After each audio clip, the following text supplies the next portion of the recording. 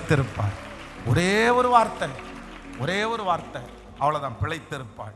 ஆண்டவர் இந்த சத்தத்தை கேட்கிற நிறைய பேரை பார்த்து கர்த்தர் வாக்கு கொடுக்கிறார். உங்களுடைய யோசனை ஒருவேளை என்னென்னமோ போயிட்டே இருந்திருக்கலாம், ஆனா கர்த்தர் ஸ்டாப் பண்ணி சொல்றாரு, நீ நினைக்கிறது மாதிரி எதுவுமே நடக்காது மகளே. நீ கல்லறையை நினைச்சிட்டு இருக்க, நீ சவப்பெட்டியை நினைச்சிட்டு இருக்க, நீ அவமானத்தை நினைச்சிட்டு இருக்க, நீ விழுந்துருவோமோன்னு நினைச்சிட்டு இருக்க, நீ என் மகளுடைய வாழ்க்கை முடிஞ்சிருச்சு, என் குடும்பத்தினுடைய மானம் போயிருச்சு, இத்தனை நாள் நான் செஞ்சதெல்லாம் வீணா போயிச்சோ, உனக்குள்ள என்னென்னமோ யோசனை பண்ணிருக்க. ஆனா கர்த்தர் ஒரே ஒரு வார்த்தை மட்டும் சொல்றாரு, நீ விசுவாசம் உள்ளவளாய் இரு, நீ விசுவாசம் உள்ளவனாய் இரு. அந்த ஸ்டாப் திங்கிங், அதை குறித்து இனி யோசிக்க வேண்டியதே இல்லை.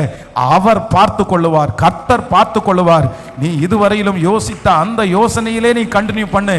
அந்த சாட்சியாய் நிறுத்துகிறதற்கு கர்த்தர் வல்லவராய் இருக்கிறார். ஹல்லேலூயா. சோ எல்லாரும் ஆண்டவருடைய சமூகத்தில் அப்படி எழும்பி நின்று ஒரே ஒரு காரியத்திற்காக அப்படி கொஞ்சம் முன்னாடி கூட கடந்து வந்து, ஸோ ஆன்லைனில் இருக்கிற பிள்ளைகளை என்னோடு கூட சேர்ந்து கர்த்தர் இன்னைக்கு கர்த்தர் வாக்கு கொடுக்கிறார். Stop thinking. உன்னுடைய யோசனையை நிறுத்து, உன்னுடைய யோசனையை நிறுத்து, உன்னுடைய யோசனையை நிறுத்து. நீங்கள் ஒன்றுக்கும் கவலைப்படாமல், நீங்கள் ஒன்றுக்கும் கவலைப்படாமல் எல்லாவற்றையும் குறித்து ஸ்தோத்திரத்தோடு கூடிய ஜெபத்தினாலும் வேண்டுதலினாலும் அவருக்கு தெரியப்படுத்துங்கள்.